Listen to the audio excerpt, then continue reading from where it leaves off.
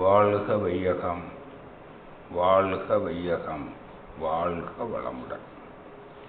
வாழ்க வேதாத்திரியம், குருவே துணை. சிந்தனை ஆற்றல் மிக்க சகோதர சகோதரிகளே, உங்கள் அனைவரையும் பெருமதிப்போடு வணங்கி வாழ்த்தி வரவேற்று எனது உரையை தொடங்குகிறேன்.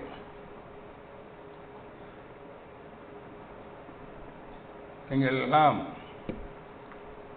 தன்னை அறிவதற்காக இந்த மனவளக்கலையை கற்றுக்கொண்டிருக்கிறீர்கள்.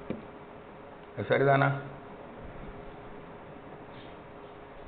அப்படி இல்லைங்களே, ஏதோ ஆன்மீக கல்வின்னு சொல்றாங்களே, அப்படின்னா என்ன அர்த்தம்?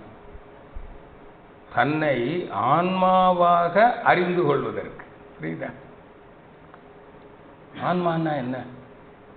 ஆன்மாங்கிற சொல்லுக்கு ஒரு பொருள் விளக்கம் இருக்கு. அழியாத பொருள், மெய்ப்பொருள். புரியுதா? மெய்ப்பொருள், அழியாத பொருள். கேள்விப்பட்டிருக்கீங்களா? எங்கே கேள்விப்பட்டிருக்கீங்க?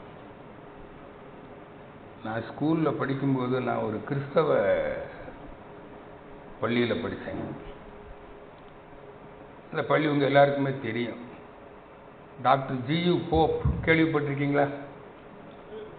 தமிழ் மாணவன். அவருடைய பள்ளியில் படித்தார், சாயர்புரம். அங்கே சர்ச் இருக்கு, எழுதியிருக்கு, சரீரம் அழிந்து போகும், ஆத்மா அழியாதது. எனக்கு ரொம்ப நாளா புரியல. எத்தனை வருஷம்ன்றீங்க? அப்போ வயசு என்ன இருக்கும்னு போய் வருங்க. ஹைஸ்கூலில் படிக்கும்போது சின்ன வயசு. 1978 33வது வயதில் மகரிஷியை சந்தித்தேன் கோவையில். அன்னைக்கு தான் எனக்கு புரிஞ்சுது ஆத்மானா என்ன, அழியாததுன்னா என்ன. அதுதான் விளங்கினார். அது என்னது? ஆத்மா அழியாதது. அது எது? அறிவு. புரியுதா? அப்ப ஆத்மாவை அறிதல்னா என்ன? அறிவை அறிதல். அந்த அறிவுன்னா என்ன? அதுதான் நான். நான் என்பது அறிவு, சுத்தவெளி, மெய்ப்பொருள்.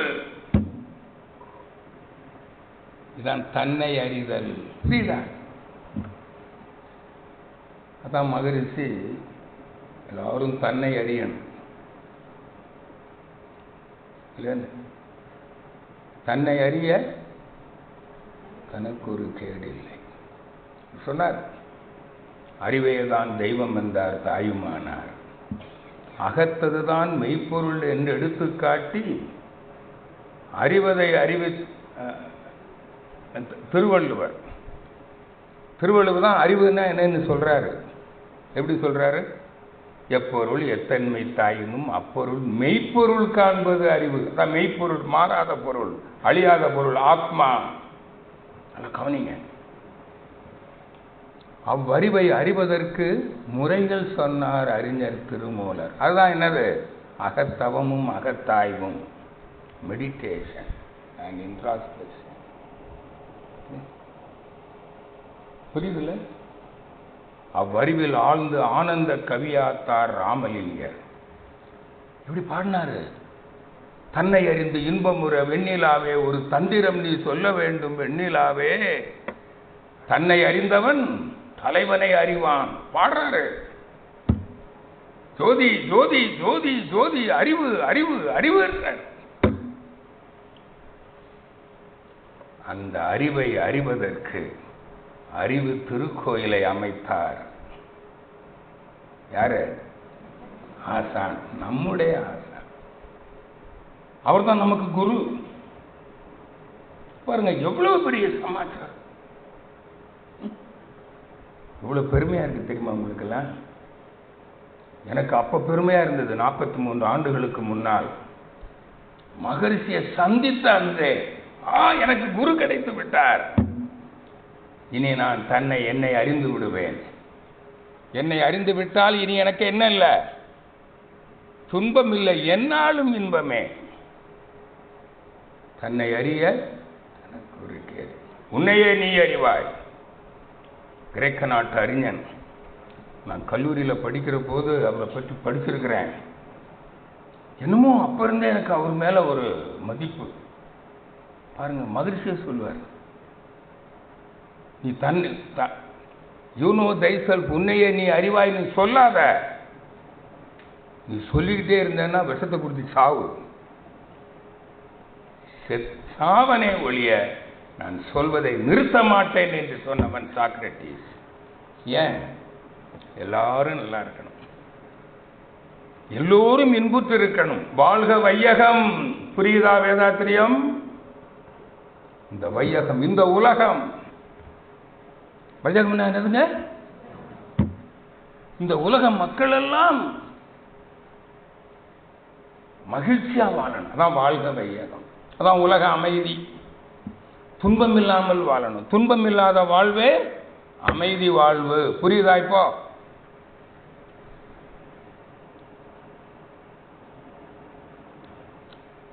வாழும்போது எல்லாரும் இன்பத்தை அனுபவிச்சுக்கிட்டு தானே இருக்கிறான். இன்ப வாழ்வு தானே. பாருங்க, எப்படி இன்பத்தை அனுபவிக்கிறோம் சொல்லுங்களேன். எப்போ வாழ்கிறோம் தெரியுமா? எப்போ விழிச்சிருக்கோமோ அப்போ தான் வாழ்கிறோம். எப்போ மனம் இயங்குதோ அப்போ தான் வாழ்கிறோம். காலையில் 5 மணிக்கு எழுந்திருக்கிறோம், இரவு 10 மணிக்கு உறங்குறோம். 5 to 10 தான் வாழ்கிறோம். புரியுதா? வாழ்கிறதுனா என்ன? இப்போ உணர்தல். மகிழ்ச்சி சொல்கிறேன். எதோ உணர்றீங்க? அழுத்தம், ஒலி, ஒளி, சுவை, வாசனை. இயற்கை தானே உணர்றீங்க. இயற்கை தானே அழுத்தம், ஒலி, ஒளி, சுவை, வாசனையாக இருக்குது. நேற்று பாடம் கேட்டீங்களா இல்லையா? வான்காந்தம். அதை உணர்றது தான் வாழ்க்கையே. அது உணரும் போது இன்பமா இருக்குதா இல்லையா? யாராவது சுவையை உணரும் போது இன்பம் இல்லையா?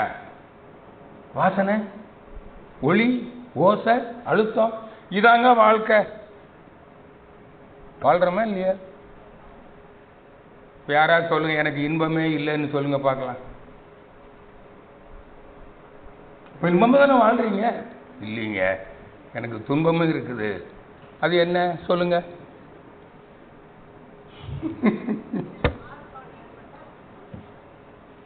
இந்த இன்பத்தை அனுபவித்துக் கொண்டே இன்னும் வேண்டும் என்று ஆசைப்படுகிறீர்கள். பிறர் அனுபவிக்கிற இன்பத்துக்கும் நீங்கள் ஆசைப்படுகிறீர்கள். எனக்கே வேண்டும் என்று ஆசைப்படுகிறீர்கள். இதுதான் பேராசை.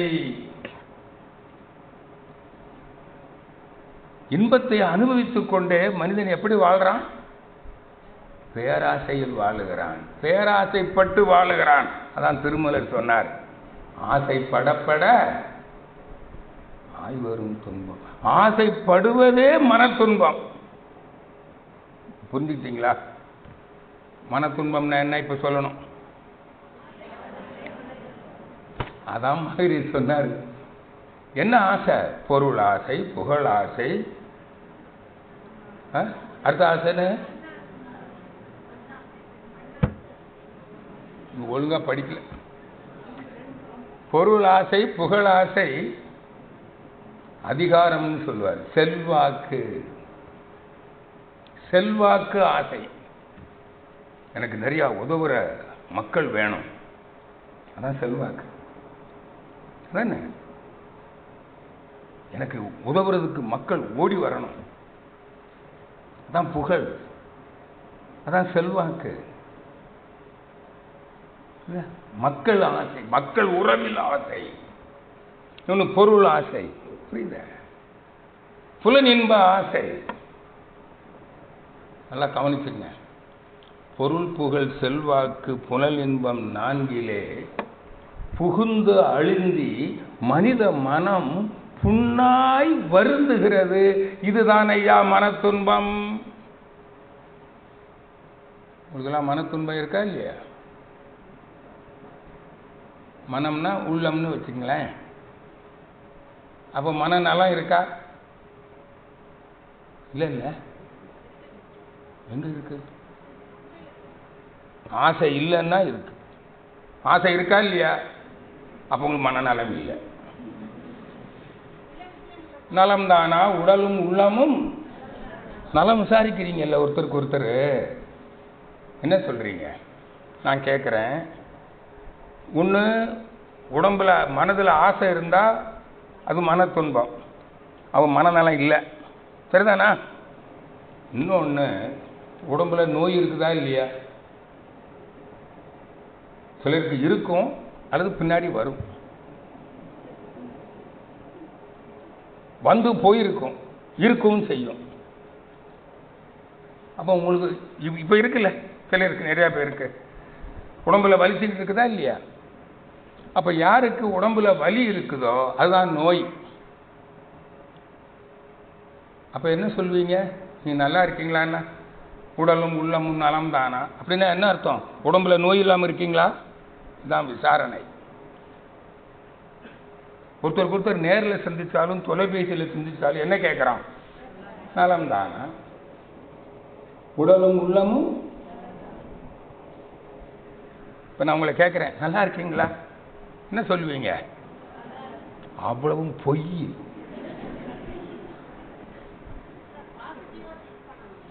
நான் கேட்கறதுக்கு பதில் சொல்லுங்க. நீங்க நல்லா இருக்கீங்களா? உண்மையில நல்லா இருக்கீங்களா? இருந்தா எதுக்கு இங்க வர்றீங்க?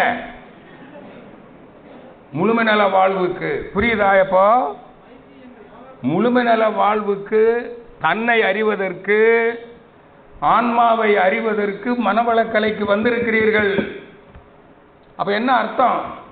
முழுமை நலம் இல்லை, இங்க நல்லா இல்லை. இத முதல்ல புரிஞ்சுக்குங்க. எதுக்கு வந்திருக்கீங்க? இந்த கத்துக்கிறது.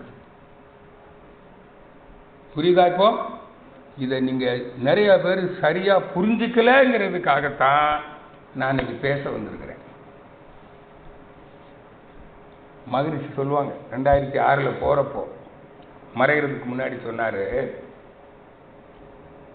மக்கள் புரிஞ்சுக்கலையே, நிறைய பேர் புரிஞ்சுக்கலன்றார்.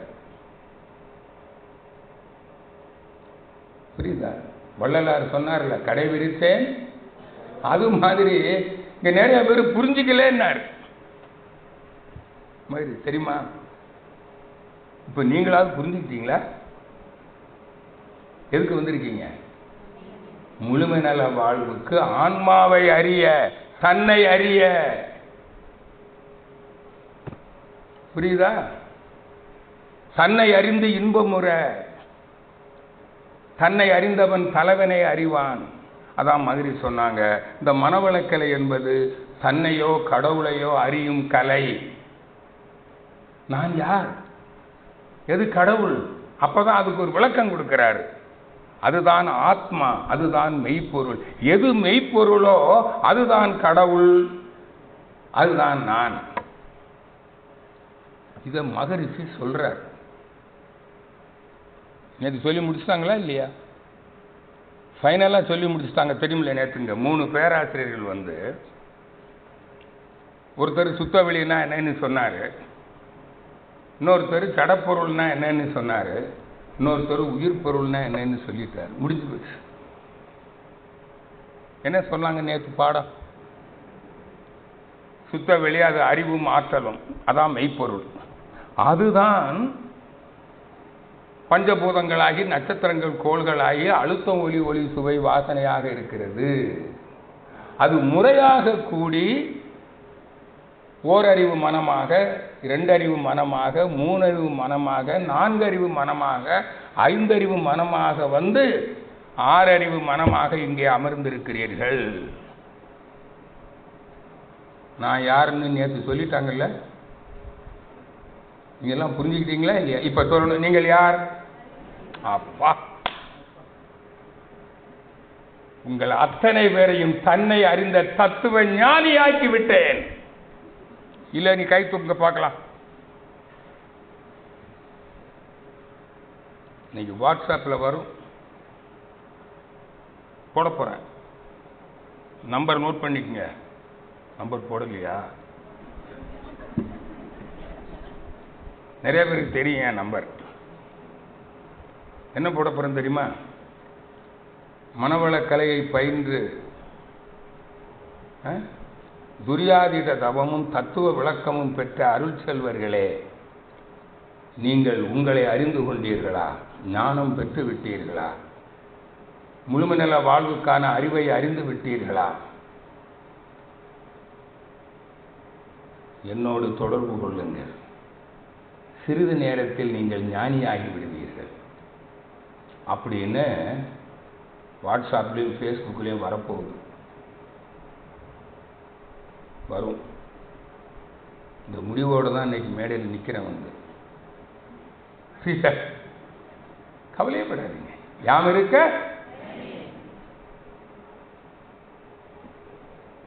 என்ன தலைப்பு அப்படின்னா என்ன? தனி மனிதனுக்கு துன்பம் இல்லாமல், உடல் மன துன்பம் இல்லாமல் வாழ்வதே தனி மனித அமைதி வாழ்வு. அதுக்கு என்ன செய்யணும்? தன்னை அறியணும். இப்போ நீங்க புரிஞ்சிட்டீங்கல்ல, நீங்க யாருன்னு புரிஞ்சிட்டீங்க. அப்போ இரும்ப உங்களுக்கு ஆசை இருக்குமா? ஆசை, பொருளாசை, புகழாசை, அதிகார ஆசை, புலனின்ப ஆசை, இதான துன்பம், இதான மன துன்பம், இதான பேராசை. எனக்கே வேண்டும், இன்னும் வேண்டும் நீ ஆசைப்படுறீங்க. தன்னை அறிந்து விட்டால் உங்களுக்கு ஆசையே இருக்காது. அப்படின்னா நான் இப்போ இந்த சந்தர்ப்பத்தில் உங்களுக்கு பேராசைன்னா என்னன்னு ஒரு டெஃபினிஷன் கொடுக்கணும். இது சில ஆண்டுகளுக்கு முன்னால் இலங்கை வானொலியில் ஒரு நேர்முக நிகழ்ச்சி இருந்தது. அதான் கடைசியாக நான் இலங்கை சென்றது இந்த யுத்தத்துக்கெல்லாம் பிறகு. அப்போ அங்கே என்னுடைய பேட்டியில் ஒருத்தர் கேட்டார், அந்த தம்பி கேட்டார், ஐயா எங்களுக்கு இதுவரையில் ஒரு கேள்விக்கு சரியான விடை கிடைக்கல, அந்த கேள்வியை உங்ககிட்ட கேட்க போகிறோம். இப்போ முன்னாடி இன்டர்வியூக்கு முன்னாடி நீங்கள் சொல்வீங்கன்னு நம்புகிறோம். அப்போ கூட அது என்ன கேள்வி தோல்வி சொல்லு, நான் இப்போவே சிந்திச்சு பதில் சொல்கிறேன்னு சொல்லலை. கேள்வியை சொல்லாத, இப்போ பேட்டியில் கேளுன்னு சொல்லிட்டேன். அப்படியே கேட்டு பேசிகிட்டே வந்தோம். இப்போ சொன்னால் புத்தர் ஆசையே துன்பத்திற்கு காரணம்னு சொன்னார். ஆனால் அந்த பௌத்த மதம் தலைச்சிருக்கிற இலங்கையில் மக்கள் எல்லாம் துன்பப்படுறாங்க.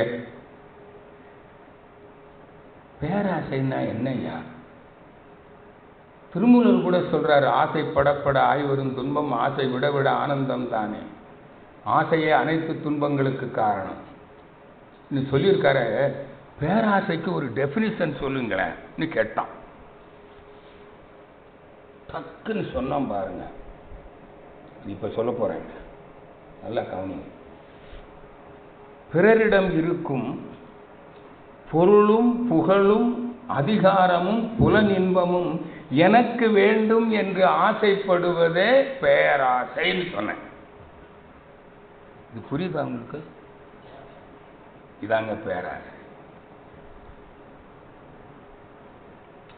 பிறரிடம் இருப்பது எனக்கு வேணும்னு நினைக்கிறான். இதானே கம்பேர் பண்றேன். Comparative poverty. இதனாலதான் துன்பப்படுறான். நம்ம பங்காளி பையன் வெளிநாட்டுக்கு போயிருக்கிறான். வெளிநாட்டுக்கு போறியா, ரொம்ப சௌரியமா இருக்கிறியா, எனக்கும் வாய்ப்பு இல்லையே, என் பையனையும் அனுப்புவேன். ஆசை தானே? புரியுதுல? உன் பையன் யாரு? நீ தானே.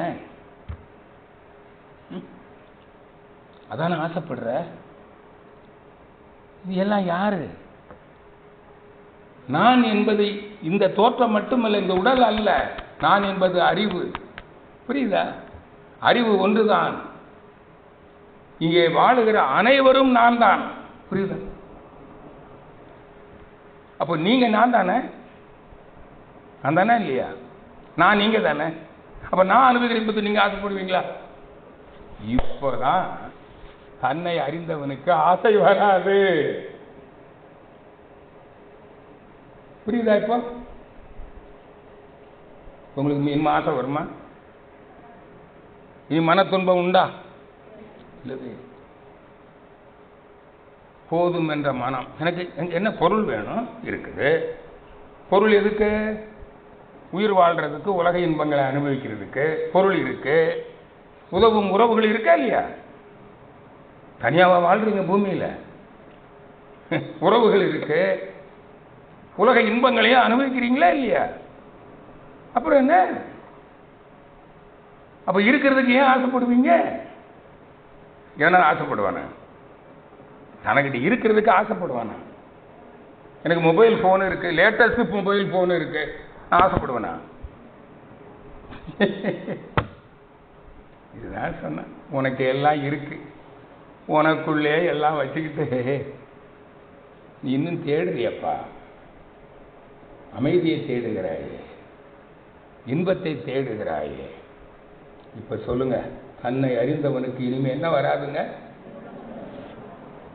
சரி, அப்போ அவனுக்கு ஆசை இருக்காதுல்ல? பொருள் ஆசையோ, புகழ் ஆசையோ, அதிகார ஆசையோ இருக்காதுல்ல? அப்படியானால் இந்த நோய்க்கு என்ன காரணம்னு கண்டுபிடிச்சிருக்கிறோம். அதுவும் ஆசை தானே. புரியுதா? மன துன்பத்துக்கும் காரணம் ஆசை, உடல் துன்பத்துக்கும் காரணம் ஆசை. இந்த உடல் துன்பம் எப்போ மனிதன் அனுபவிக்கிறான்? எப்போ உடல் துன்பமாக அனுபவிக்கிறான்? அது என்னன்னு தெரியுங்களா? வேதாத்திரியம் சொல்லுது, சீவகாந்த செறிவு அழுத்தம் குறைந்து போகும்போது, உடல் இயக்க தேவைக்கு குறையும் போது சீவகாந்த சக்தி டெபிசிட். அப்பதான் அங்க ஜீரணம் நடக்கல, கழிவுகள் வெளியேறல, ஓட்டத்துல தடை, வலி. இப்ப நீ எதை இழந்திருக்கிற? உன்னுடைய வாழ்க்கை முறையால் நீ உன் ஜீவ ஆத்ம சக்தியை, உயிர் சக்தியை இழந்து விட்டாய். நீ ஆத்மாவை நஷ்டப்படுத்தும் போது அதுதான் ஜீரண சக்தி, அதுதான் உடல் இயக்க சக்தி, அதுதான் நோய் எதிர்ப்பு சக்தி. எல்லாம் கொரோனாவை கண்டு பயப்படுறோம் இல்ல?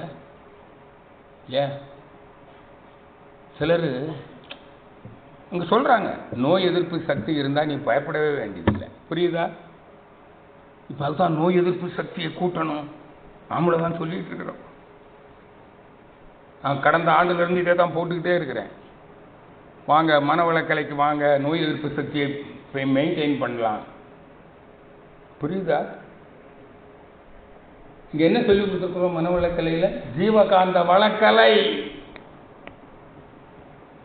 ஜீவகாந்தத்தை அழுத்தமா வச்சிருக்கணும். ஜீவகாந்த அழுத்தம் குறைஞ்சா அதான் நோய். எப்படி குறையுது?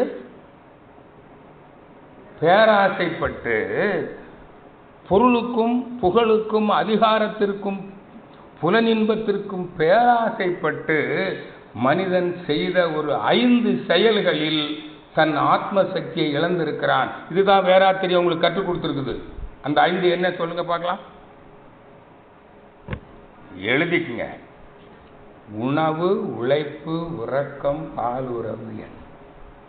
உண்ணுதல், உழைத்தல், உறங்குதல், உடலுறவு கொள்ளல், எண்ணுதல்.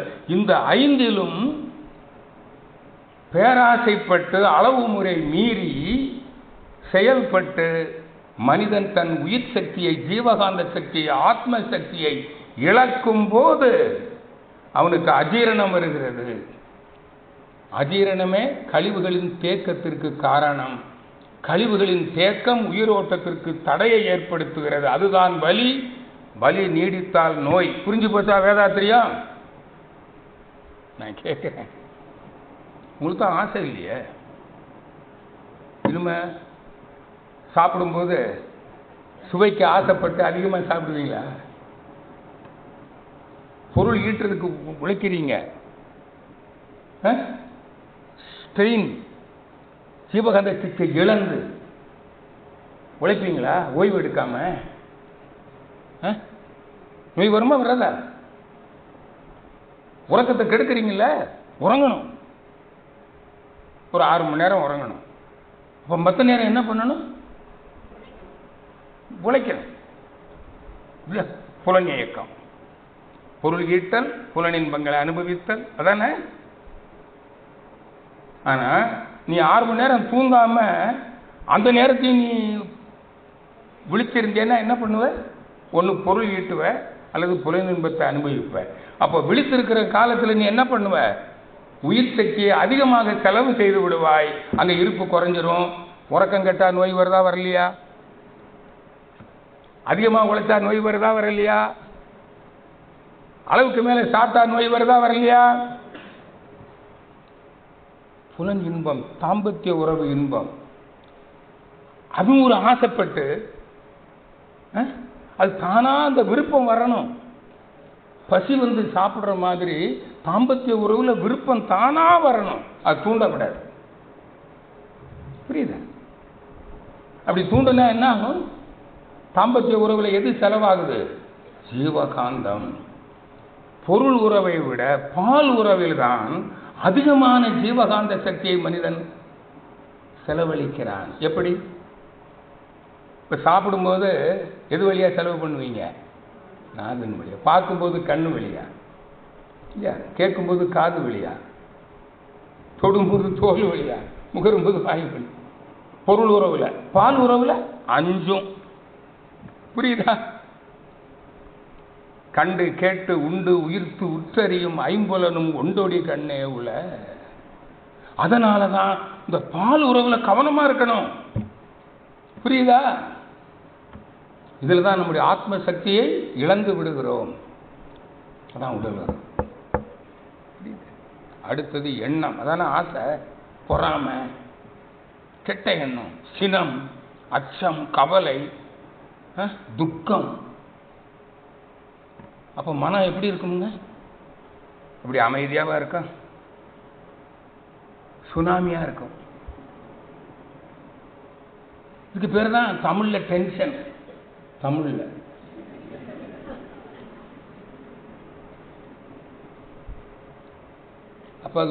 அப்ப வேற ஒரு சுனாமி. சிலருக்கு எப்பாவது ஒரு தரம் சுனாமி வருது, சிலருக்கு அடிக்கடி சுனாமி வந்துகிட்டே இருக்குது. மனம் கொந்தளிக்குது. இதான் சொன்னாங்க, மனதை அமைதியா வச்சிரு. All diseases are psychosomatic. நீ ஆசை இருந்ததுனால தான் உனக்கு மனம் கொந்தளிக்குது. புரியா? இப்ப புரிஞ்சிட்டீங்களா? இப்போ தன்னை அறிந்தவனுக்கு ஆசை இருக்குமா? ஆசை இல்லைன்னா அப்ப அதுக்கு என்ன பேரு? நிறை மனம். அந்த நிறை மனமே அமைதி. அதான் தனி மனித அமைதி. இப்ப புரியுதா சப்ஜெக்ட்?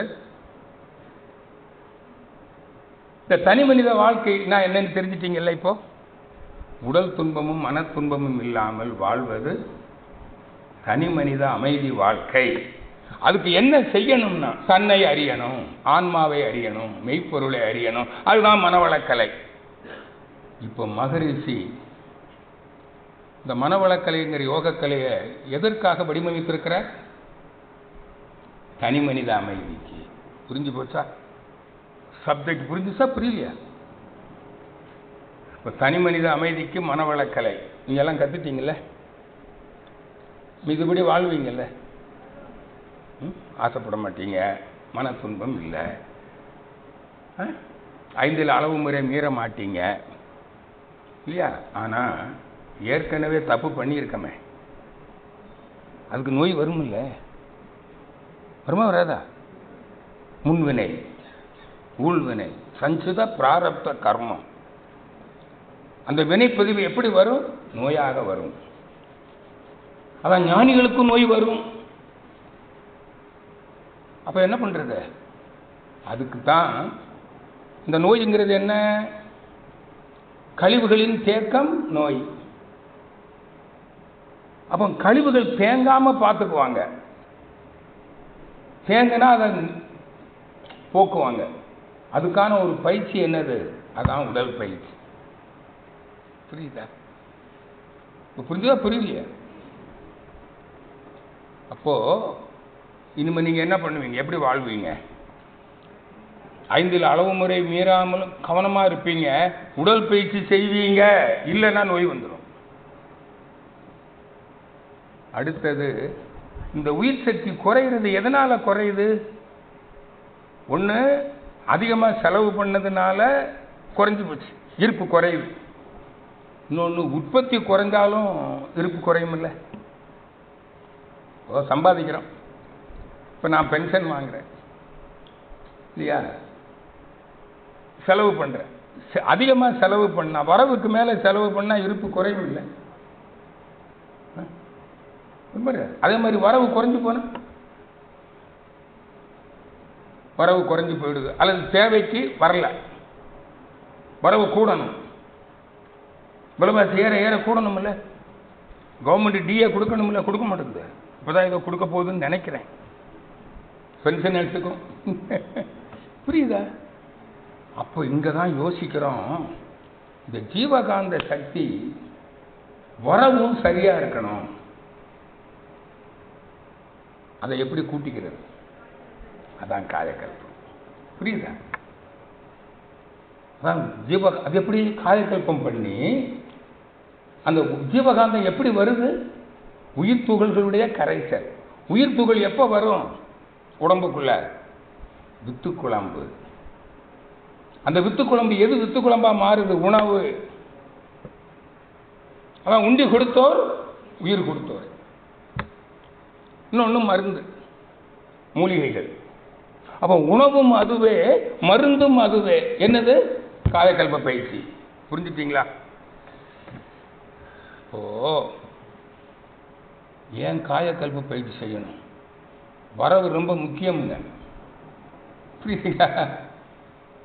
அதனால தான் இந்த பயிற்சி என்ன சொன்னோம், மிக முக்கியமான பயிற்சி, உச்சக்கட்ட பயிற்சி. காயக்கல்ப பயிற்சி செய்ய மறந்துடாதீங்க. ஏதோ இங்கே வேணா சொல்லியிருப்பாங்க, இந்த சாப்பிடும்போது மூச்சு போட வேண்டாம், கொரோனா பரவுனாலும் பரவும். இதை முடிச்சுட்டு போன பிறவாவது செய்யணும். செய்வீங்களா? செய்யலைன்னா நீங்கள் மனவளக்கலை வாழ்க வளமுடன், நான் கோர்ஸ் முடிச்சுட்டேன், ஒரு புரோஜனம். கற்க கசடர கற்பவை கற்ற பின் செய்வீங்களா இல்லையா? உடற்பயிற்சி செய்வீங்களா இல்லையா? தவம் செய்வீங்களா இல்லையா? ஏன்னா நீங்கள் இன்னும் உங்களை அறியல, விளங்கி இருக்கிறீங்க. அதுதான் இதுன்னு விளங்கி இருக்கிறீங்க. நீங்க இன்னும் தவம் செய்து சமாதி நிலையை அடையல. மெடிடேஷன்ல, துரியாய தவத்தில். புரியுதா? அடைஞ்சிட்டீங்களா? அதான் இறைநிலையை விளங்கி கொண்டிருக்கிறீர்கள். தான் பிரம்ம நிலை விளக்கம், பிரம்ம ஞான விளக்கம் தான் பெற்றிருக்கிறீங்களே தவிர இங்க இன்னும் உணரல. ஒருவேளை யாராவது உணர்ந்தா இருப்பீங்க, எனக்கு தெரியாது. உணர்ந்தா ரொம்ப சந்தோஷம். நான் சொல்றேன், நான் உணர்ந்திருக்கிறேன். அப்பதான் அற வாழ்க்கை வரும். அற வாழ்க்கை என்ன? ஒழுக்கம், கடமை, ஈகை. உங்களுடைய செயலால் உங்களுக்கும் தீங்கு வராம பிறருக்கும் தீங்கு வராம பார்த்துக் கொள்வீர்கள். அப்ப 5 அளவு முறை மீறுவீங்களா? 5 அளவு முறை மீறினா நீ உனக்கே செய்கிற கேடு, ஒழுக்க கேடான செயல். பிறருக்கு துன்பம் கொடுப்பியா? உடலை தாக்குவியா? பொருளை பறிப்பியா? உரிமையை பறிப்பியா? அதான் ஒழுக்கம் வந்துருமில்ல. அப்ப ஒழுக்கம் வந்தா உனக்கு உடல்நலம் வந்துடும். பிறருக்கும் தீங்கு செய்ய மாட்ட, பிறருடைய சாபமும் உனக்கு வராது. பிறருக்கு புண்ணியம் பண்ணுவ, சாப விமோசனம், உனக்கு நோய் வராது, உறவுகளும் மேம்படும். புரியுதா? அதான் ஒழுக்கம், ஈகை. ஒழுக்கம் வந்தா ஈகை வந்துடும், அன்பு வந்தா கருணை வந்துடும். இங்க பாடம் வருது, அன்பும் கருணையும். புரியுதா? அடுத்தது என்ன பண்ணுவீங்க? அறநெறியில என்ன சொல்லி கொடுத்துருக்குறோம்? ஒன்று ஒழுக்கம், ஈகை. இன்னொன்று என்ன சொல்லியிருக்கோம்? கடமை. கடமைங்கிறது என்ன? சமுதாய நலனை முன்வைத்து சமுதாயத்துக்கு பயனுள்ள ஒரு தொழிலை செய்து அறவழியில் பொருளை ஈட்டி சிக்கனமா செலவு செய்து உழைக்க தெரியாதவங்க இயலாதவங்களுக்கும் பொருளை கொடுத்து வாழ்ந்தால் உங்களுக்கும் பொருள் பிரச்சனை இல்லை. சமுதாயத்தில் யாருக்காவது பொருள் பிரச்சனை இருக்குமா? அற வாழ்க்கை மலர்ந்து விடும்.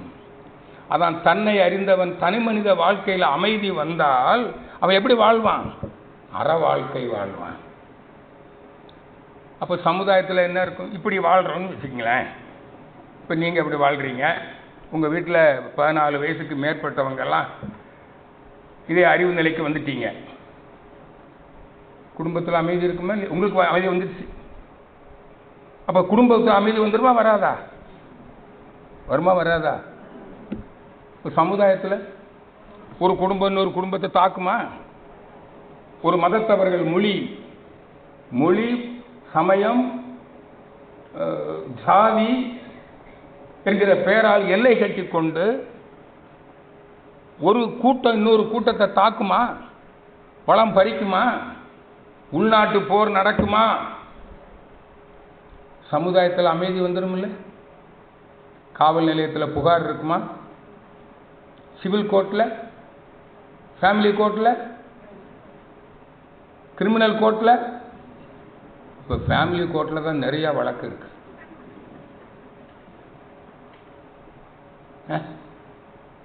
அமைதி வந்துருமா வராதா? சிறைச்சாலையில் எண்ணிக்கை கூடிக்கிட்டே இருக்குது. அப்போ என்ன அர்த்தம்?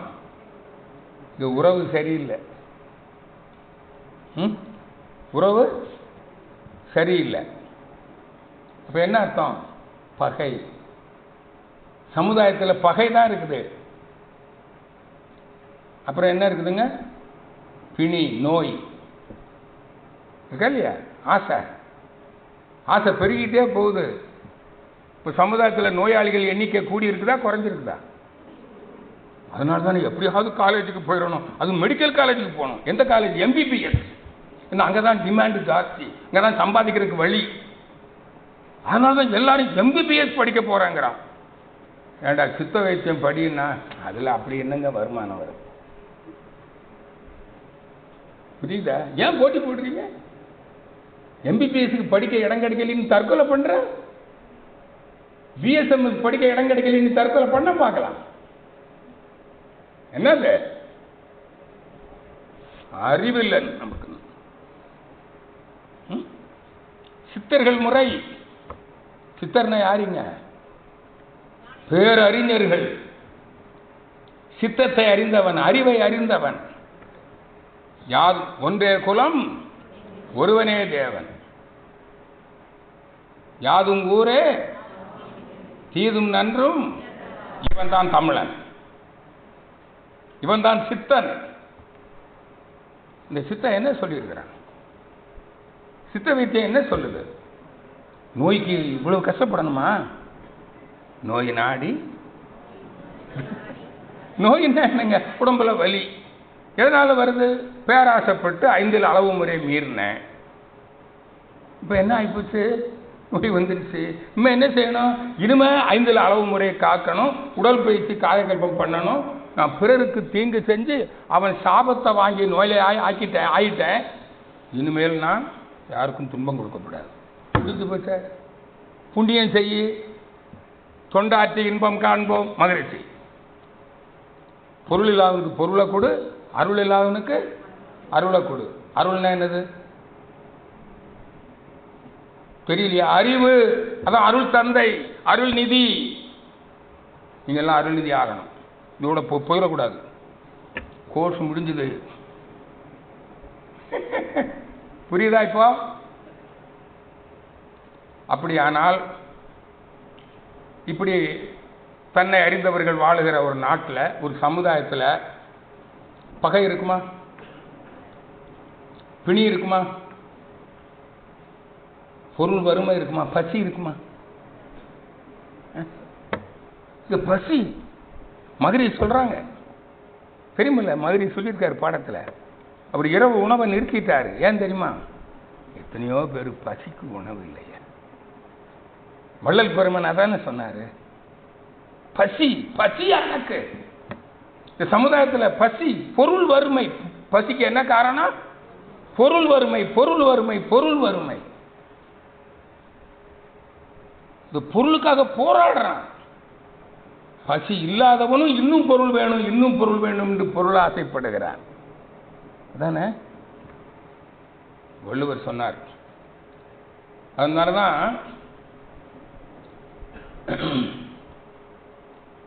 ஒரு நாடு எப்படி இருக்கணும் அப்படின்னு திருவள்ளுவர் ஒரு குறள் சொல்றார். உரு பசியும் என்னங்க ஓவா பிணியும் செரு பகையும் சேராதியல்வது நாடு. இதான் ஒரு நாடு. புரியுதா? பல நாடுகள் சேர்ந்தா உலகம். அப்போ உலகத்தில் அமைதி வேணும்னா என்ன வேணுங்க? இது இருக்கணும். இந்த உலக மக்கள் எல்லாம் பசி இல்லாம வாழணும். பாரதி சொன்னான், தனி உணவனுக்கு உணவு இல்லையா?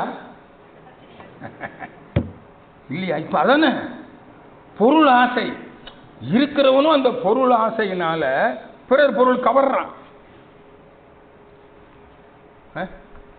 நமக்கு தெரிய, எனக்கு தெரிய கொஞ்ச காலம், சமீப காலம் வரையில் அமெரிக்கா மற்ற நாட்டினுடைய முதல்ல ஆங்கிலேயர்கள் நம்மளையும் சேர்த்தான், கவர்ந்தான்.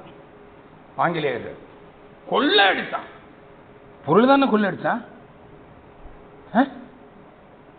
அவனுக்கு பின்னாடி இப்ப அந்த ஆங்கிலேயர்கள் அமெரிக்காவில் போய் செட்டில் ஆயிட்டான். அவன் அடிக்கிறான் கொள்ள. இப்போ ஒரு நாட்டுடைய பொருளை இப்ப அதுக்கு போட்டியா ஒருத்தன் வந்துட்டான், சைனா. இப்ப 2 பேருக்கும் மோதுது. விட்டாம் பாருங்க ஒரு பயோ வெப்பன். மூக்க மூடிட்டு கிடக்குறீங்களா? இது என்னது? The war has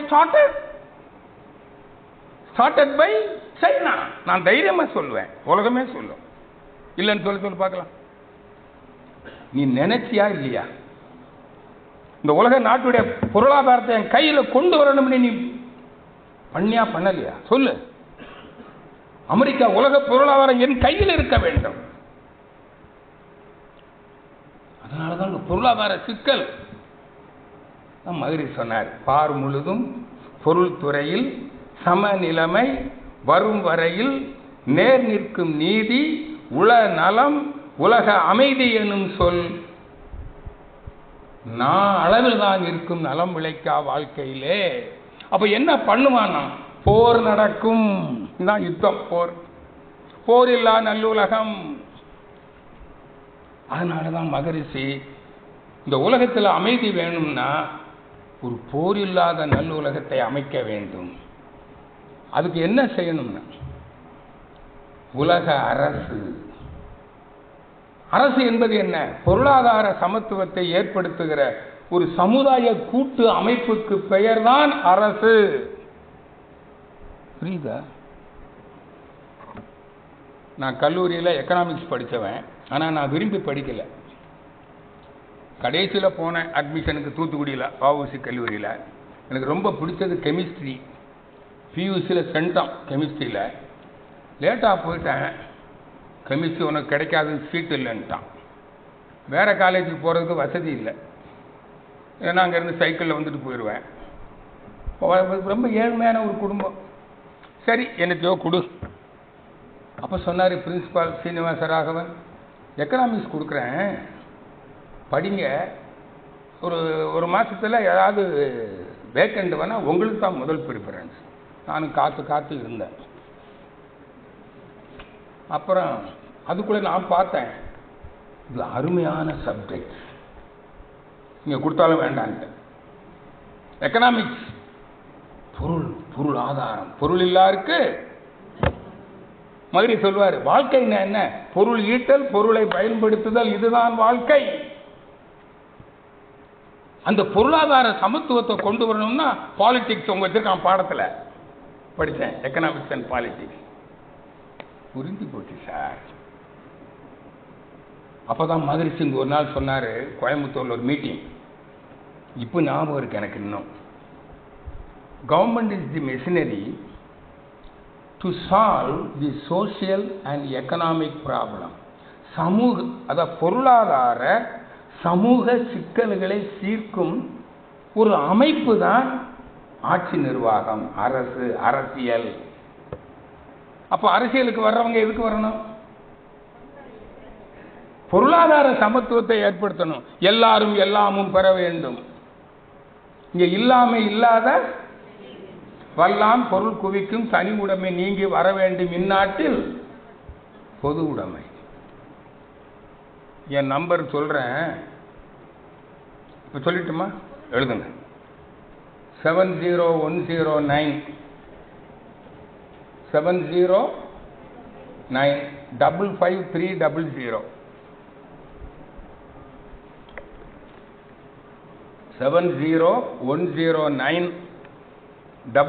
55300. இப்போ ரிங் பண்ணாதீங்க, வராது. அப்புறம் பண்ணுங்க. அங்க ஒரு பாட்டு பாடும். இந்த பாட்டு யாரு கேட்டிருக்கீங்க? ஒருத்தரும் கேட்டது இல்லையா? எல்லாரும் எல்லாமும் பெற வேண்டும். இந்த பாட்டு கேட்கும். இல்லாம இல்லாத என்னுடைய உயிர் மூச்சு. மகிழ்ச்சி தான் சொன்னாரு. பொருளாதார சமத்துவம். புரியுதா? அப்ப அதுக்கு எது பொறுப்பு? ஆட்சி நிர்வாகம். இப்ப நம்ம நாட்டில் எடுத்துக்கங்களேன், ஆட்சி நிர்வாகத்துக்கு வந்தவங்க பொருளாதார சமத்துவத்தை ஏற்படுத்துறதுக்காக வந்திருக்காங்க.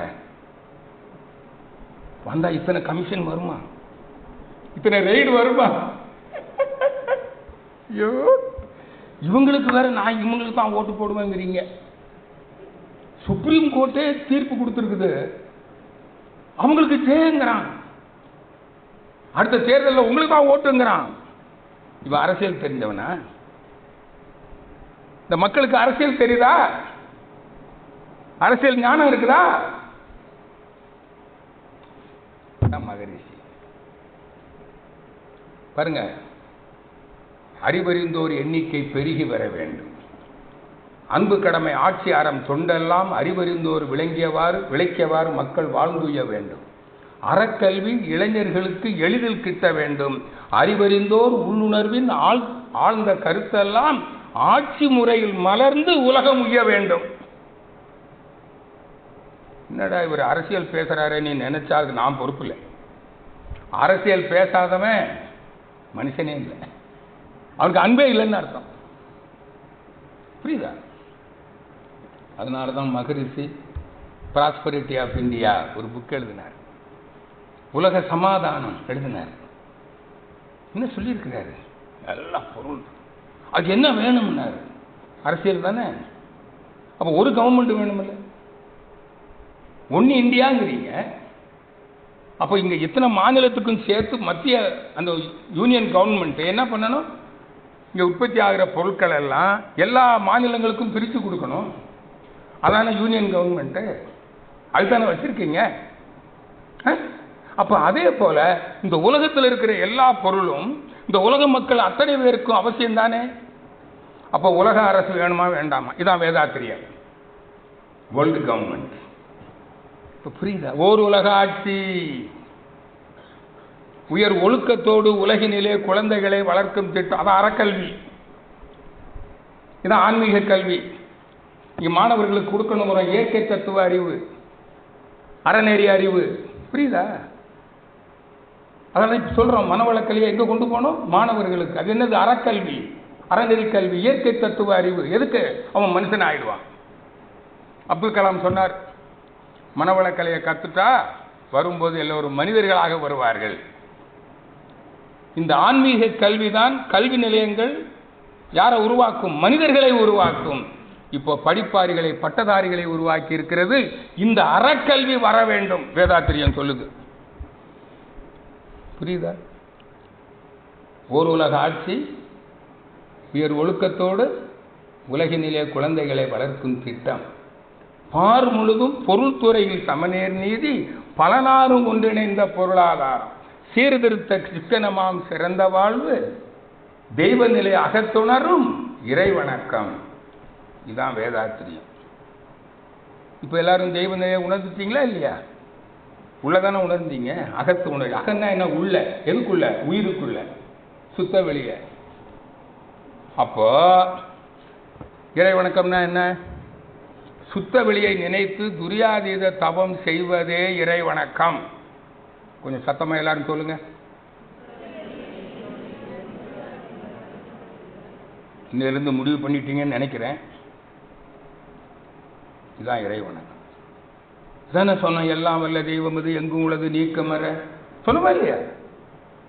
அப்போ இதை பண்ணுனா அவனுக்கு அன்பு வந்துருமில்ல. அறிந்தது சிவமான அன்பு. அப்ப எல்லாரும் நாம எல்லாம் ஒண்ணு தானே. அப்ப அன்பு இருந்தா பொருள் பறிப்பியா? பொருளை பகிர்ந்து கொடுத்துருவ. சண்டை போடுவியா? போர் நடக்குமா? போர் இல்லா நல்ல உலகம். உலக அமைதி வந்துருமா வராதா? போர் வந்தா அமைதி இல்லை, போர் இல்லைன்னா அப்ப உலக அமைதி, உலக மக்கள் அமைதியாக வாழ வேண்டுமானால் போர் இல்லா நல்லுலகம் வேண்டும். போர் இல்லா நல்லுலகம் வேணும்னா என்ன வேணும்? மக்களுக்கு அன்பு வேண்டும். அந்த அன்புடைய மக்களுடைய எண்ணிக்கை பெருகும் போது அவர்கள் அன்புடைய மக்களை எம்எல்ஏ எம்பியா தேர்ந்தெடுப்பாங்க. வாழ தெரியாதவர் வாழும் நாட்டில் ஆள தெரியாதவரையே ஆட்சிக்கு வருவார். இப்ப என்ன செய்யலாம்? இப்போ நாம அறிவறிந்த ஒரு எண்ணிக்கையை பெருக்க வேண்டும். அடுத்த தேர்தலுக்குள்ளேயாவது, அடுத்த தேர்தலுக்குள்ள நம்ம எல்லாரும் என்ன செய்யணும்? எல்லாரையும் ஞானி ஆக்கிடணும், அறிவை அறிய வச்சிடணும், எல்லாரையும் தன்னை அறிய வைக்கணும். முடியாதுன்னு நினைக்கிறீங்களா? இப்ப என்ன சொல்லியிருக்கிறேன்? நீங்க துரியாதீத தவம் எடுத்து தத்துவ விளக்கம், வேதாத்திரிய துரியாதீத தவம் செய்து வேதாத்திரிய தத்துவ விளக்கம் பெற்றவர்கள் சிறிது நேரத்திலேயே என்னிடம் பேசுங்கள், நீங்கள் எல்லாம் உங்களே உணர்ந்து கொள்வீர்கள், தத்துவ ஞானி ஆகிவிடுவீர்கள் சொல்லியிருக்கேன் ஏற்கனவே. முடியாதா? அதுக்கு தான் இந்த மன விளக்கலை. புரியுதா? இப்போ இதான் ஆன்மீக அறிவு விளக்கேற்றணும், தனி மனித அமைதிக்கும் உலக அமைதிக்கும். இப்படி இப்போ அறிவறிந்த ஒரு எண்ணிக்கை பெருகிடுச்சுன்னு வைங்க. இப்போ நம்ம நாட்டில் நம்முடைய பாரத பிரதமருக்கு இந்த அறிவு வந்துட்டுன்னு வச்சுக்கோங்க. எந்த அறிவு வந்துருச்சு? உலக அமைதி வேணும்னா முதல்ல போரை நிறுத்தணும். போரை நிறுத்துறதுக்கு இந்த எல்லை பாதுகாப்புக்கு ஐக்கிய நாடு சபை உத்தரவாதம் அளித்தால் போர் வராது. இதுதான் வேதாத்திரிய திட்டம். அதனால மகிழ்ச்சி என்ன சொல்றாங்க? இந்த ஐக்கிய நாட்டு சபையை உலக அரசாக மாற வேண்டும் அப்படின்னு நாம ஒவ்வொருத்தரும் நினைக்கணும். அதுக்கு இங்க என்ன சொல்லியிருக்காரு தெரியுமா? ஒவ்வொரு மனவள கலைஞனும் காலையில் எழுந்த உடனே உலக அரசு அமைய வேண்டும். அதுக்கு என்ன செய்ய சொல்லியிருக்கிறாரு? வாழ்க வையகம் வாழ்க வளமுடன், வாழ்க வையகம் வாழ்க வளமுடன். எத்தனை முறை சொல்லணும்? 10 முறை சொல்லியிருக்காரு. இதை சொல்லிக்கிட்டே வாங்க, உலக அரசு அமைஞ்சிடும். எப்படி அமையும்? இப்படி நினைக்கிறோம்ல, இந்த எண்ணம் வான்காந்தத்தில் பரவும். அப்போ சில உலக தலைவர்கள் இருக்காங்க, யாரோ நம்ம நாட்டு தலைவரே இருக்கட்டுமே. இப்போ அவரு கூட யுனைடெட் செக்யூரிட்டி கவுன்சிலில் தலைமை பொறுப்பு கிடைச்சிருக்குது நம்ம பாரத பிரதமருக்கு. அவரு தான் நடத்த போறாரு. அங்கே பேசலாம்ல, உலகத்தில் அமைதி வேணும்னா பொருளாதார சிக்கல். இப்போ கொரோனா வந்ததில் அடுத்தது வந்திருக்குது பொருளாதார சிக்கல். புரியுதா? இப்போ அதை பற்றி சிந்திக்க வேண்டிய தேவை வந்துருச்சு. வந்துட்டா வரலையா? அப்போ அங்கே பேசணும். அதை பேசும்போது அங்கே செக்யூரிட்டி கவுன்சில் இருக்கிற மெம்பர் கண்ட்ரிஸ் இருக்குல்ல, அவங்க எல்லாம் ஒத்துக்கிட்டாங்கன்னு வைங்க, உடனே ஐக்கிய நாடு சபையில் ஒரு தீர்மானத்தை போட்டு என்ன பண்ணலாம் உலக சமாதானத்துக்கு. அப்பதான் வேதாத்திரி மகரிஷி இங்க உலக சமாதான மாநாடு நடத்தி ஒரு திட்டம் கொடுத்துருக்குறோம். அது யூஎன்ஓல கிடக்குது, எங்க கிடக்கோ தெரியல. அதை ஸ்கேன் பண்ணி கண்டுபிடிச்சு தூசி தட்டி படிப்பாங்க. உலக சமாதான திட்டம் வேதாத்திரி கொடுத்திருக்கிறார். அதை படிச்சு அங்க சொல்லியிருக்கு திட்டம் உலக அமைதிக்கு. அதை செயல்படுத்த முற்படுவார்களே ஆனால் உலக சமாதானம் வந்துவிடும். இதுதான் உலக அமைதி. புரியல? வேதாத்திரி சாதாரணமா நினைக்காதீங்க. நான் முதல் அவருடைய உரையை கேட்டபோது வாழ்க வையகம் வாழ்க வளமுடன் சொன்னாரு. எனக்கு வாழ்க வளமுடனுக்கு பொருள் தெரியல அப்போ. ஆனா வாழ்க வையகம் எனக்கு என்ன அப்படியே கவர்ந்துடுச்சு. ஏன்னா எனக்கு ஒரு சிந்தனை எப்பவுமே எல்லாரும் நல்லா இருக்கணும், எல்லாரும் நல்லா இருக்கணும். வாழ்க வையகம், இந்த உலகமே நல்லா இருக்கணும்னு நினைக்கிறாரே, அந்த ஒரு வார்த்தை கேட்ட உடனே எனக்கு அவர் மேல மதிப்பு வந்துடுச்சு. இப்ப புரியுதா? வாழ்க வையகம் தான் சொல்ற. நீ தனி மனித அமைதி உனக்கு வந்தா கூட உலகத்தில் அமைதி இல்லை என்றால் உன் அமைதி நிலைக்காது. அதனாலதான் நான் அமைதியா இருக்கிறேன். நான் தன்னை அறிந்து விட்டேன். என் வாழ்க்கை துணையை அறியலன்னா குடும்பத்தில் அமைதி இருக்குமே. இங்க மாமியார், மாமனார், என் பிள்ளைகள், என் உடன் பிறந்தவர்கள், பக்கத்து வீட்டுக்காரன், அவன் ஞானியா இல்லைன்னா என்னை தொலைச்சிருவானு சார். இதனாலதான் யான் பெற்ற இன்பம் நான் பெற்ற இந்த ஆன்மீக அறிவை எல்லோரும் பெற வேண்டும். அதான் தொண்டுக்கு வந்துடுவீங்க. இப்ப புரியுதா? இப்போ தனி மனித அமைதி என்னன்னு தெரிஞ்சிட்டீங்கல்ல? அதுக்கு வேதாத்திரிய வாழ்க்கை முறை என்ன சொல்லியிருக்காரு? தன்னை அறியணும். தன்னை அறிய தனக்கு ஒரு கேடு. என்ன ஏற்காவது நான் ஒரு கழுத்தில் ஒரு பேட்ஜ் ஒன்று போட்டிருப்பேன். 2 நாள் தான் போட்டிருந்தேன். 2 நாள். 3ஆவது நாள் சுனாமி இது வந்துருச்சு, கொரோனா. வகுப்பே நின்று போச்சு. இந்த பேட்டை கழட்டி வச்சிருக்கேன் வீட்டில். நாளைக்கு போட்டுக்கிட்டு பாடம் நடத்த போகிறேன். அதில் என்ன எழுதியிருக்குன்னு தெரியுமா? மெட்டலில், தன்னை அறிய தனக்கு ஒரு கேடு இல்லை. வாட்ஸ்அப்பில் கூட நிறைய பேர் பார்த்துருக்கலாம் என்னுடைய ஃபோட்டோவை. இங்கே ஒவ்வொருத்தரும் சொல்லணும், தன்னை அறியணும், தன்னை அறியணும், தன்னை அறியணும். அதானே? இப்போ நீங்கள் அறிஞ்சிட்டீங்களா இல்லையா? நேற்று பாடம் சொல்லியிருக்காங்க. எப்படி அறிஞ்சீங்க? ஆதி எனும் பரம்பொருள் மெய் எழுச்சி பெற்று அணுவென்ற உயிராகி, அதானே? அல்லது இறைவெளியை தன்னிருக்க சூழ்ந்தெழுத்தும் ஆற்றல், இதன் திணிவு மடிப்பு விழ சுழலும் நுண்மின்னாம், நிறைவெளியில் விண் சுழல நெருக்குகின்ற உரசல், நிலைவெளியில் எழுப்புகின்ற நேரலைகள் காந்தமாம், மறைபொருளாம் காந்தம் தன் மாத்திரைகள் ஐவகை, மலைக்காதில் விண்கூட்டம் ஆபூதம் 5மாம், முறையாய் அக்காந்த அலை மனமாம் உயிர் உடல்களில். The other end of your mind is almighty the god. மனதின் மனுமுனை தெய்வம். அப்ப நான் யாரு? நான் தெய்வம். இது தெய்வம், இது மனம். இது வேற, அது வேறையா? உங்களை அறிஞ்சிட்டீங்களா இல்லையா? இப்ப நம்ம எல்லாரும் யாரு? எல்லாரும் ஒண்ணுதான். இதுதான் ஒன்னஸ். மிஸ்டர் மோடி யூஎன்ஓல பேசும்போது சொன்னார், yoga is not the poster, it is the psychic practice to understand the nature and self. இயற்கையும் தன்னையும் ஒன்றாக அறியும் கலையே யோகா. அதான் மகரி சொன்னாங்க. மனிதன் இயற்கையில ஒரு பகுதி. Man is not away from the nature. சொன்னாரா இல்லையா? I am part of the nature. அதான் சொன்னாங்க, to discover the truth of oneness.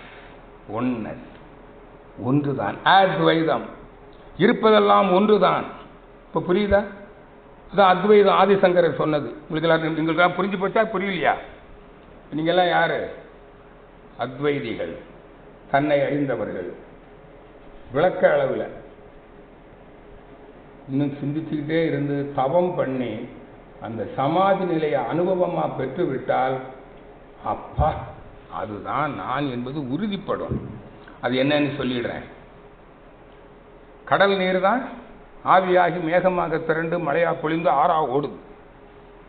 இப்போ ஆற்று நீருக்கு நான் கடல் நீர் தான் தெரியுமா? தெரியல. ஆனா அது எப்போ அது நான் தான், நீ கடல் நீரும் நானும் ஒன்றுதான் என்பதை எப்போது உணர்ந்து கொள்ளும்? அனுபவமாக இணையும் போது. அப்ப இணைதல், உணர்தல், அப்ப என்ன ஆயிடும்? அதுவா மாறிடும். அப்ப உணர்தல், யோகா இணைதல், அதுவாக மாறுதல், அப்போ கன்ஃபார்ம் ஆயிடும். This is confirmation. என்ன கன்ஃபார்ம் ஆகும்? அதுக்கப்புறம் கேளுங்க ஆற்று நீர்கிட்ட, நீ யாருன்னு கேளுங்க, நான் கடல் நீர் தான். இதே போல நீங்க இந்த பயிற்சியை முறையாக செய்து அகத்தவம் பண்ணி அகத்தாய்வு செய்து உங்களை அறிந்து கொள்ள முடியும். அதுக்கு இங்க ஒரு தனி தவம் ஒன்று கற்றுக் கொடுக்குறோம். நேற்று கொடுத்தோமான்னு தெரியல. இறைநிலை தவம் இன்னைக்கு தான். Very good, very good, very good. பிரம்மஞான தவம். அந்த தவத்தையும் கற்றுக்கொள்ளுங்கள். எளிதாக இயற்கையோடு கலந்து விடலாம். ஒரு தவம் கற்றுக் கொடுப்பாங்க. ஆனால் இனிமேல் என்ன செய்யணும்? தனி மனித அமைதி. இப்போ உலக அமைதி எப்போ வரும்னு சொல்லிட்டீங்கல்ல. தனி மனித அமைதி, தன்னை அறிந்தவர்கள் எண்ணிக்கை பெருகும் போது அது ஆட்சி முறையில் வரும். உலகில் உள்ள பொறுப்புடைய தலைவரெல்லாம் உயிரெறிவை உள்ளுணர்வாய் பெறும்போது அங்கே உலக சமாதானம் வந்துடும். புரிஞ்சுட்டீங்களா? அப்போ உலக அமைதிக்கு எது அடிப்படை? தனி மனித அமைதியே அடிப்படை. இதைத்தான் ஐக்கிய நாடு அமெரிக்கா மகரிஷி அவர்கள் போயிருந்த போது ஒரு முறை ஒரு விஞ்ஞானி, அவர் ஒரு ஆராய்ச்சியாளர், இந்த உலக சமாதான திட்டங்கள் பலர் கொடுத்துருக்காங்க இல்லைங்களா, அவங்களுக்கெல்லாம் நோபல் பரிசு கொடுத்துருக்குறாங்க. அவங்க கொடுத்த திட்டத்தை எல்லாம் அவர் அலசி ஆராய்ச்சி பண்ணி பார்க்குறாரு. அவருக்கு ஒன்றும் நம்பிக்கை வரல. ஏன்னா உலக சமாதானம் வரலையே, நோபல் பரிசு தானே கொடுத்தோம், உலக அமைதிக்கு வந்துருச்சா? வரல. அப்படியே பண்ணிகிட்டு இருக்கும்போது ஒரு நாள் blue print for world peace அப்படின்னு ஒரு சின்ன புத்தகம் இங்கே இருக்கு, வாங்கிக்கங்க. Blue print for world peace, Maharishi, சும்மா 4 பக்கம். இதை அந்த சயின்டிஸ்ட் படிச்சிருக்கிறார். படிச்சுட்டு யார் இந்த வேதாத்திரி, யார் இந்த வேதாத்திரி, எங்கே இருக்கிறார் தேடிட்டு. அப்போ தான் மகரிஷி வருஷம் அமெரிக்கா போவார். ஒரு நாள் அவருக்கு ஏதோ தகவல் தெரிஞ்சிச்சு, வேதாத்திரி மகரிஷி அமெரிக்கா வந்திருக்கிறாரு. அவரோட தொடர்பு கொண்டு, மகரிஷி நான் அவங்களோடு பேசணும், வாங்க. அப்புறம் உங்கள் வீட்டுக்கே வந்துடுறேன்ட்டு மகரிஷி அங்கே போகிறார். அவர் மனைவி, நானும் வரலாமா? அமெரிக்காவிலெல்லாம் கணவன்கிட்ட கூட பெர்மிஷன் கேட்டுட்டு தான் போவாங்க, நம்ம நாடு மாதிரி இல்லை. இரு, நான் தனியாக பேசணும். தனி அறையில் உட்காந்து பேசுகிறார். அம்மா, எப்படி உலக அமைதி வரும், உலக சமாதானம் எப்படி வரும், நீங்கள் என்ன திட்டம் கொடுத்துருக்குறீங்க? அப்போ தான் சொல்கிறார், தனி மனிதனுக்கு அமைதி வந்தால் உலக அமைதி வரும். இதை விளக்குன உடனே அவர் மகரிஷி அப்படி வணங்கி சொன்னாராம். என்ன சொன்னார் தெரியுமா மகரிஷி? உலக அமைதி, உலக சமாதானத்தை பற்றி பேசுவதற்கு உங்கள் ஒருவருக்குத்தான் அருகதை இருக்கிறது. You alone fit to talk about world peace. அப்படிப்பட்ட மகன் உங்களுக்கு புரிஞ்சிச்சா? அதனால உலக அமைதி வருமா வராதா? சமாதானம் வருமா வராதா? இத மகரிஷிக்கிட்ட ஒரு நாள் ஒருத்தர் கேட்டாங்களாம், என்ன சாமி உலக அமைதி உலக சமாதானங்கிற, அது எங்க வரப்போகுது, வரும்னு நினைக்கிறீங்களா? சாமி சொன்னாரு, வரும். இன்னொன்னு சொன்னார், இந்த ஆன்மீக கல்வி பாடத்திட்டத்தில் வரும். பாருங்க, இங்க விசன் டைரக்டர் உட்கார்ந்துருக்காரு, அதுக்காக வேண்டிய பாடத்திட்டத்தில் கொண்டு வந்தே ஆகணும். அதுதான் நம்ம அமைச்சிருக்கோம். விசன் யூனிவர்சிட்டி கூட டைப் பண்றோம்ல, வந்துடும், கண்டிப்பா வரும். வந்துருச்சுன்னா இளைஞர்களுக்கு இந்த ஆன்மீக அறிவு வந்துடும்ல. இப்போ பழங்கார சமுதாயம் யாருக்கு ஓட்டு போடும்? எம்எல்ஏ, எம்பி, சிஎம், பிஎம் யார் வருவா? அன்னைக்கு உலக சமாதானம் வந்துருமா வராதா? அது மட்டுமல்ல, நான் இப்ப நினைச்சிருக்கிறேன், இந்த எண்ணம் வான்காந்தத்தில் பரவும். இப்ப இருக்கிற உலக தலைவர்களே என்ன பண்ணிடுவாங்க, இதை பற்றி பேசுவாங்க. ஐக்கிய நாட்டு சபையில் நம்ம பாரத பிரதமர் தான் பேசினார். என்ன பேசினார்? யோகாவை பற்றி பேசினார்ல. என்ன சொன்னார்? Yoga is not to understand the nature and self, to discover the truth of oneness. அங்க விதை போட்டாச்சு, போட்டதா போடலையா? வரும். வருமா வராதா? அந்த பாசிட்டிவ் தாட் எல்லாருக்கும் வேணும். அன்பானவர்களே, இத்துடன் இந்த உரையை நான் நிறைவு செய்கிறேன். இன்னும் உங்களுக்கு என்ன சந்தேகம் இருந்தாலும் என்கிட்ட கேட்குறதா இருந்தால் ஃபோன் பண்ணுங்க. இல்லைன்னா ஒரு பெஸ்ட் ஐடியா சொல்கிறேன், மகரிஷியோட நூல்களை டெய்லி ஏதாவது கொஞ்சம் படிங்க. இல்லைன்னா உலக சமாதானங்கிற நூலை கையில் எடுத்துக்கங்க. ஒவ்வொரு கவியாக ஒரு வாரத்துக்கு ஒரு கவி படிக்கலாமா இல்லையா? அதெல்லாம் படிப்பீங்களா? உலக சமாதான நூல் இல்லாதவங்க வாங்கிட்டு போயிடணும். இல்லை எங்கள் வீட்டில் எங்கள் ஹஸ்பண்ட் வச்சுருக்கார், என் மனைவி வச்சுருக்கா, அதெல்லாம் வேலையாகாது, உனக்குன்னு வேணும். வாங்கிட்டு போயிருங்க. அடுத்த முறை நான் உங்களை சந்திக்கும் போது நீங்கள் சொல்வீங்க, உலக சமாதானம் வரும், மலரும் என்று கூறுவீர்கள் என்று சொல்லி உங்கள் அனைவருக்கும் எனது வாழ்த்துக்களை தெரிவித்து நிறைவு பெறுகிறேன். அனைவருக்கும் நன்றி, மகிழ்ச்சி, வாழ்த்துக்கள். வாழ்க வளமுடன்.